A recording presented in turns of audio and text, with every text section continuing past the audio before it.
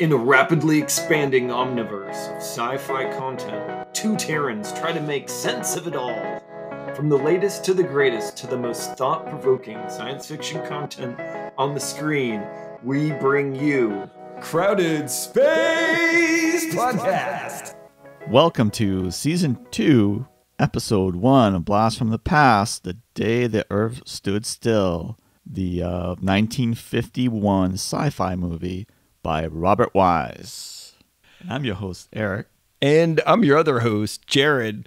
Yeah, let's not make, I'm glad you said the 51, cause not to be confused with the 2009 remake. I didn't even know it was Keanu Reeves in it. Yeah. So I'm interested to see it now.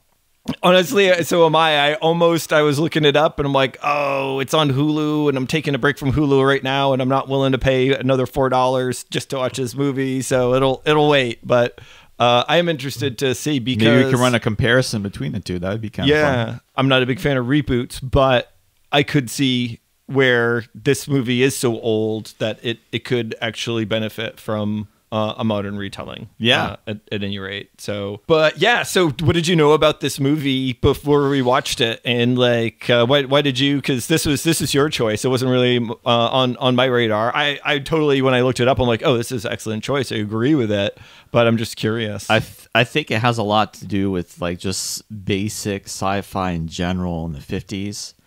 Because when I think of sci-fi, I think of like the old school, the big bugs and the weird like guy in a proximity suit with looking like an alien, like the old stuff where they use those types of props. A little more hokey and yeah, like fantasy. Yeah. So that's why I was like, when we started thinking about season 2 for Blast from the Past, we were going through the various sci-fi movies out there, and we wanted to hit the really early stuff. So this one became a blip on the radar, and I'm glad I watched it. It was not bad for black and white and old school, old school, I don't know, movie magic. Yeah, they didn't, in terms of the special effects, they didn't overplay their hand, right? They probably couldn't did afford a couple of cool tricks that looked nice and went along with it. But let's not get too far ahead of ourselves with that. And how did you watch it? So did any of it ring a bell? Did you get any references from it as you watched it though? Because certainly the robot Gort, which is one wonderful name, looked familiar. Right, he's been spoofed on and played on quite a bit. I think you'll see him. Their top graphics back then, like their top movie magic back then, is the blob guy with the little eye, the little laser beam out of his eye, I guess. Yeah, no, I like the laser beam effect as it started to flare up, and then he had the little visor that would lift up when you knew it was when you were in trouble. Yeah, you did something violent. You're gonna get corrected. Yeah, so essentially, my synopsis here follows an alien visitor to Earth, Klaatu. I've been told you speak our language. Now that your name is Mr. Klaatu? Just Klaatu. As his name turns out to be. After he lands and gets hurt in a little misunderstanding, he gives the U.S. military the slip in an attempt to kind of understand humanity and hang out with the common men. Yeah. And so that's when he picks up his moniker, Mr. Carpenter, where he's kind of got this mission of delivering a message to all of humanity. And so it's kind of right off the bat, a real political commentary as he's talking to the Secretary of Defense, or at least the Secretary to the President of the United States, saying, oh, hey, look, and Klaatu looks completely human. Which was one of my gripes. I guess, again, don't overplay your hand. Just like, hey, look, if we have to do special effects and it's going to look not convincing, people are going to focus on that instead of our message. Yeah. And one of that early messages was, oh, you want to assemble all of the leaders of the world together in one room? Like, that ain't going to happen. We ain't there. So to kind of shame humanity right off the bat. And that was in the 50s here we're talking about, right after World War II, in the cuffs of, right, post-World War II. Oh, yeah, you could argue this is peak Cold War. Yeah. Beginning of the space race, it's six years later is when Sputnik goes up, kind of the official, start of the space race, but obviously you've got to be doing the planning back in this time. It's the the dawn of the nuclear age, and we are starting to get missiles off the ground. So yeah, it is interesting try to keep in mind the perspective of the average person here, and especially when it comes to just how the filmmaking in general. Not just what the messages are and how they should resonate because of the global political. Yeah, it was amazing how they touched scene. all those little things with just little blips, like were they like 10-second blips where they showed every country, all around the world, all around the people. world. That was really cool. Yeah. Like, oh my god, this is the 50s. Like, blip, blip, blip. I mean, it was like a little tiny scene, but.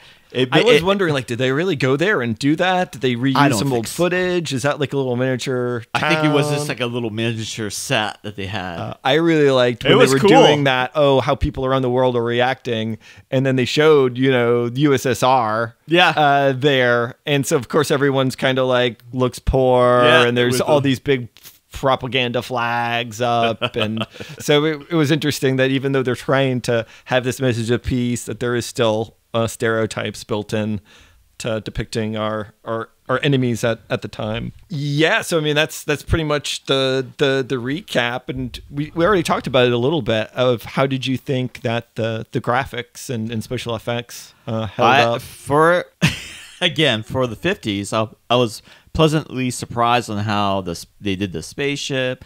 They did Gort, the robot guy with the eye, the slit. How they mobilized the military. Remember in the chase scene when they're chasing them through the Washington D.C. They had all these checkpoints, and they had all these like a 2-second blip of hey, he's going down this street or whatever. I really think it was well done, like cinematography wise in the 50s. Oh yeah. It was well depicted. Yeah, I wasn't bored watching it. I wasn't bored at all. There was definitely some scenes that lingered a little bit more, it was a little slower than today's movies. There's obviously a little bit less action than in today's movies. Yeah. But it was just so well done that it didn't matter. Right. And that's why I was like, oh, it's important to also keep in the frame of mind of the average moviegoer in 51, seeing even something on the big screen, it doesn't matter what it is going to be cool. Yeah. You know what I'm saying? Yeah. So it's like, it's okay that some of these scenes are a little bit longer because they're just like, blown away. Because it's not like everyone's got a flat screen, 45-inch plus, back at home. No. The one scene I really enjoyed was when the secretary came into the hospital and they had the camera behind him, behind the alien. Mm-hmm. And it was his perspective looking at the secretary, and you kind of saw his silhouette. Yeah, I wish it would have made his silhouette like kind of like alienish, so he kind of like metamorphed into a human type of thing where he he donned human clothes to fit in because he wanted to walk around and see the world, right? See it. No, that's that would have been kind of cool there to have that because you didn't know, like the camera kept you from seeing it. Is he like all? No, is he all alienish? So glad that you brought that up because again, when this film is in black and white, and so I really appreciated what they did with all the light and shadows in this, and having people come out of the darkness, and they really made the most of what they had for sure in terms of camera and cinematography, camera at angles, the times. And stuff. Yeah. What about the acting? I think they were okay. It wasn't like, oh man, this guy's really bad. For me, the extras looked really wooden and hurried and like camera shocked like a deer in the lights set in some scenes. Action. Military guys, not so much. I love how they have like they were holding machine guns and they were always pulling out their pistols, like their little handguns. Yeah, they're holding machine guns. All of a sudden they got their handgun. Oh, I'm gonna get you with my handgun, but I'm holding a machine gun, or I'm in a tank and I'm gonna pull out my pistol to shoot. Right. Shakily. Hey, at least it's better that they shot him with a pistol than a I know, but it was like I said.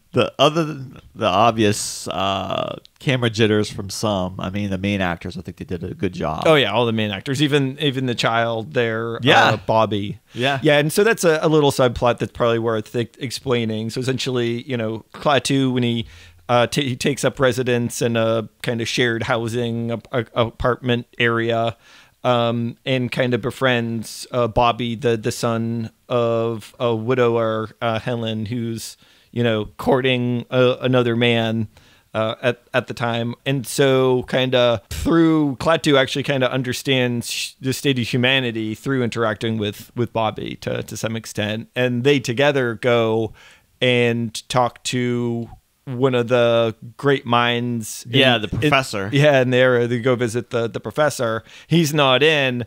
And Klaatu, I love how he goes in and checks his work. Yeah, checks his work and adds on a little bit to help him along the way. That was believable as a calling card. Oh, it was such a great scene. Yeah, he did the formula, and like it was like, I mean, not that I'm a genius in formulas, but it looked real, believable enough looking at what the professor had written there in the first place. Yeah.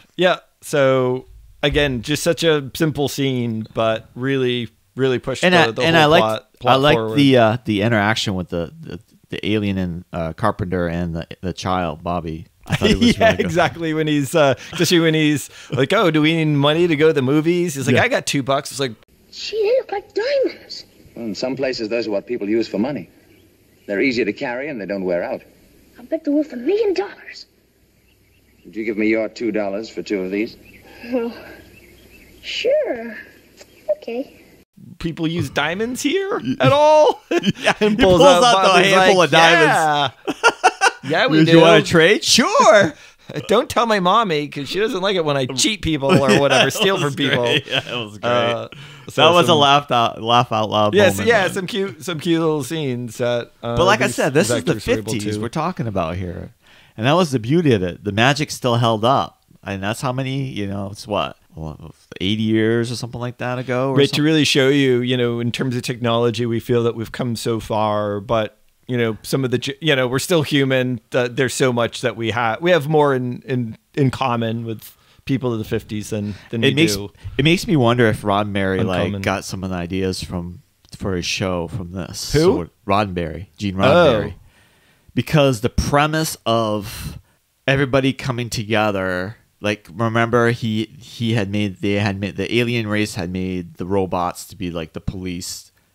To stop corruption and right, and actually, and it's like they're a special task force. Yeah, so it makes me think of is this is this maybe Roddenberry got this idea of the Federation? Right, no, that's something to consider as we're talking about how did this influence modern sci-fi, and so that's something that I kind of failed to mention in the recap is that essentially the big message that he had for humanity when all the great scientists and minds were finally assembled in the end, and he essentially was shot by the army, but then resurrected by his robot in the ship to come back to talk to them. The message was essentially, look, you guys are now becoming a threat with your developing technology on the intergalactic level, and the deal that we have in this neighborhood is that we've got this robot here. We got a race of robots. That if you start acting violent, they just shoot you dead. Yeah. So that's your ultimatum. You either straighten up or, get vaporized. And I like the fact that he takes off. That's it. Yeah. Peace. Yeah, I'm out. Literally. Okay, peace so or else. What? We're so used to that. We're so used to being spoon-fed the next thing that happens. I mean, look at the Avengers and all that stuff, right? Oh, right. Am I going to wait till the end? Is there going to be a 2-minute clip telling me what's next? Like here, it's like, nope, we're done. Leave it up to interpretation by the audience. And that's exactly what they did at the end of this. Like, does Earth survive? Does it get annihilated by the robots that come down and Right. Yeah. And that was obviously a big point of this, because of the Cold War and everything. I was like, hey, look, people, can we find peace on Earth? Because there's probably more out there. And if we can't make peace with ourselves, we can't make peace with what's out there either. Exactly. So let's think about it, people. Yeah. That's interesting to think about how much it influenced Trek. I guess before we get to that, how did this influence modern sci-fi and all of that. I did want to just talk about the music a little bit and how you felt about it. Music was really good. That's what I wrote. Yeah, certainly wasn't bad. For me, at some points, it was overtly dramatic. I was like, okay. Obviously, yes.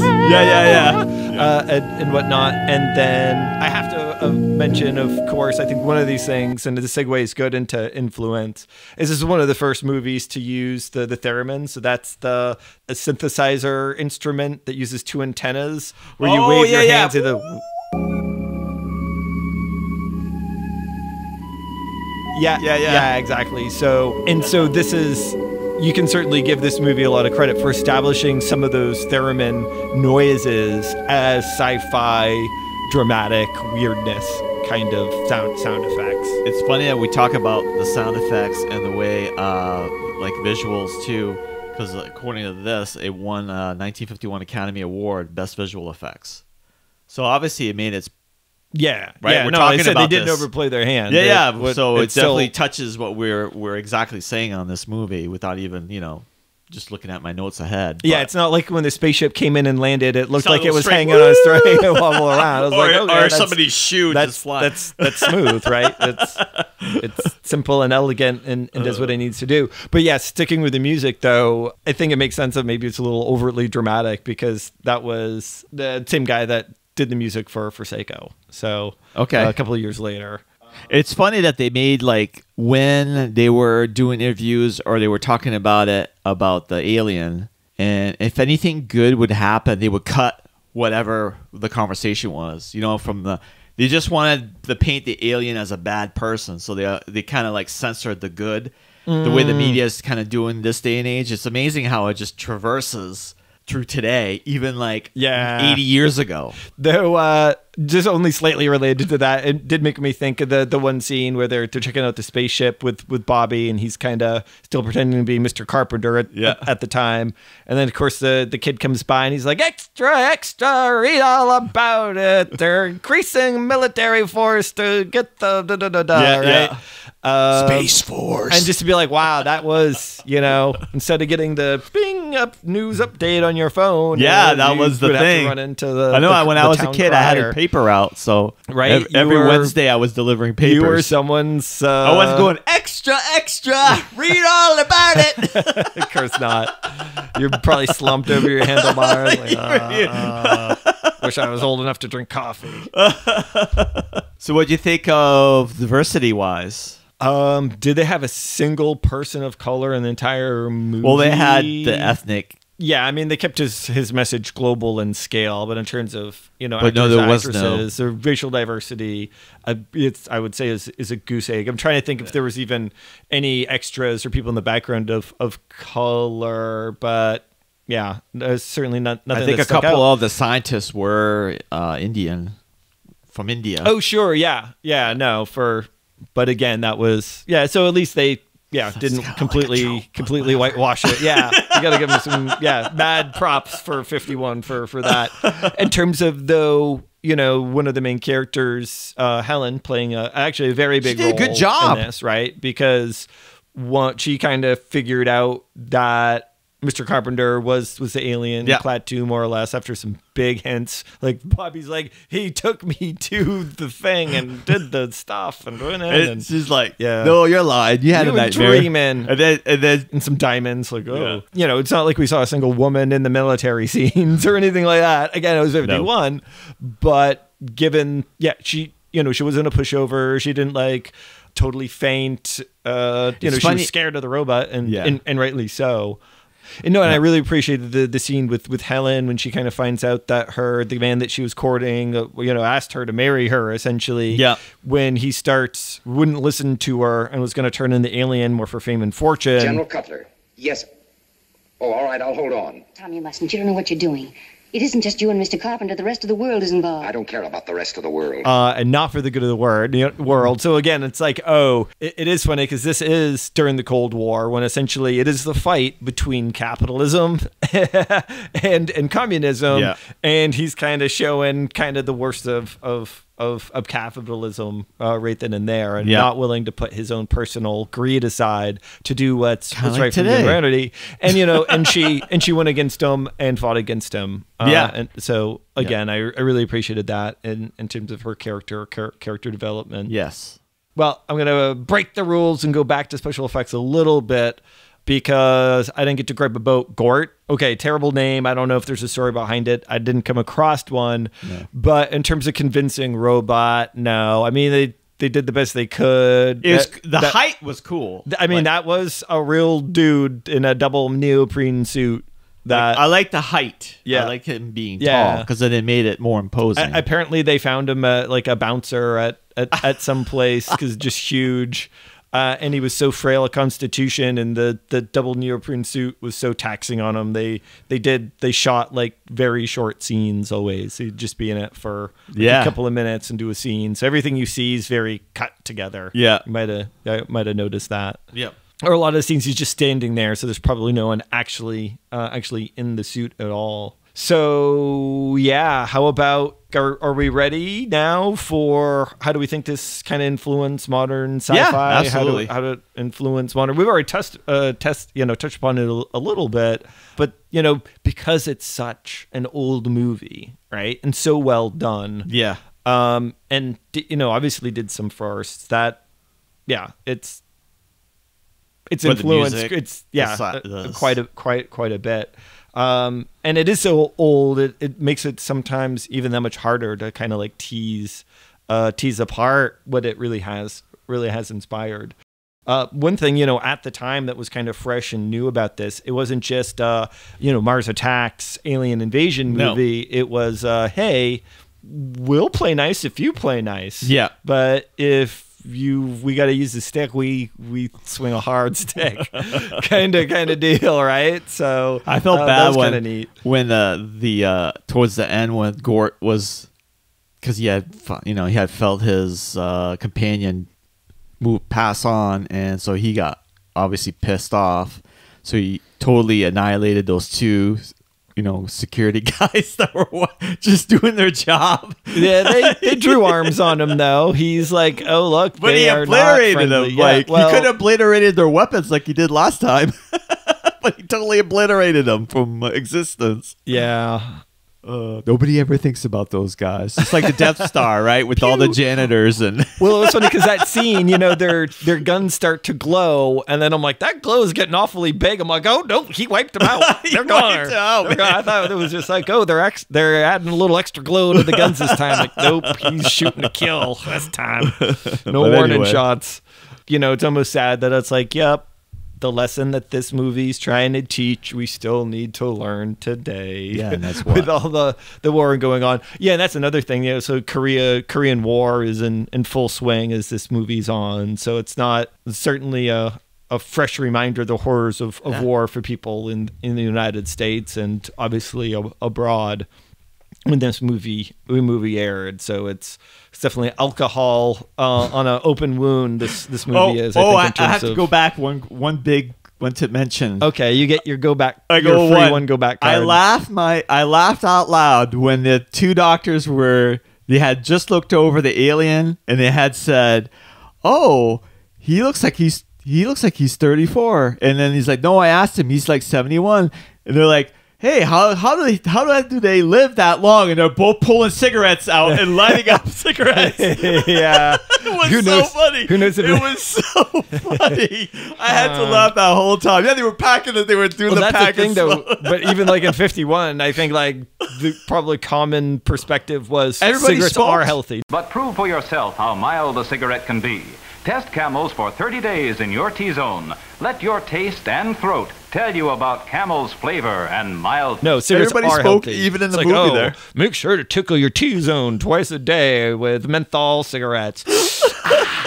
We don't support menthol cigarettes. Yeah.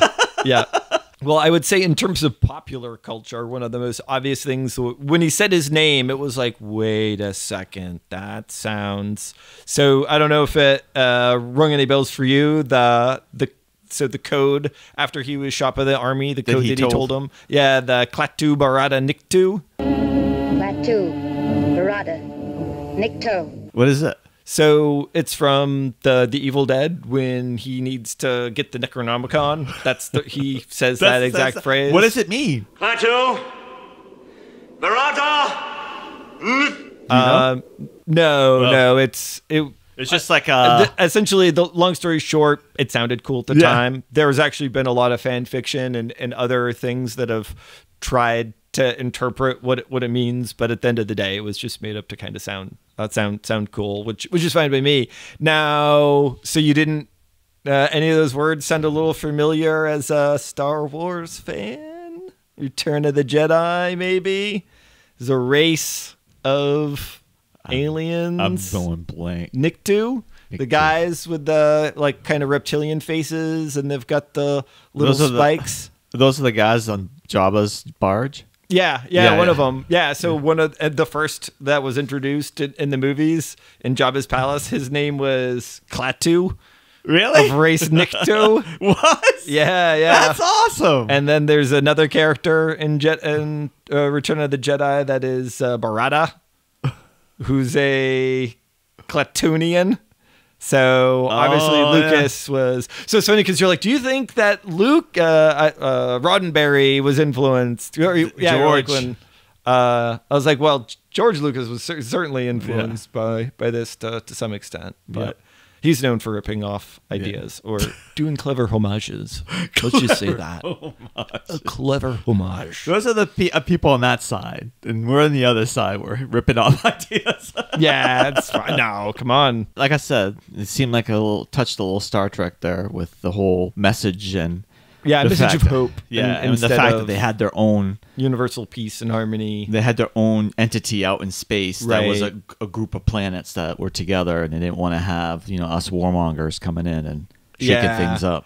Well, so for me, now this is a very minor theme, but to some extent, this idea of robo overlords keeping the peace over the galaxy, I don't like that idea. I think you should be able to trust other people, right? Like, but it's like coming more and more. Real those robots community is built on trust, not on if we've got this godlike robots that will just vaporize you if you mess up. Well, then I guess I asked our listeners that if you ever decide to leave the comfort of your own home to crash another culture's powwow and try to tell them how to live their life under threat of robot annihilation, fueled annihilation, we'll just keep in mind that it's not the destination, it's the journey. Klaatu Barada Nikto, y'all.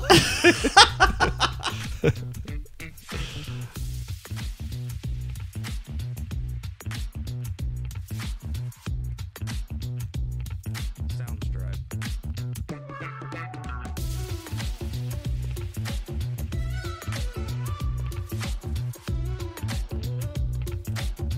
Bye.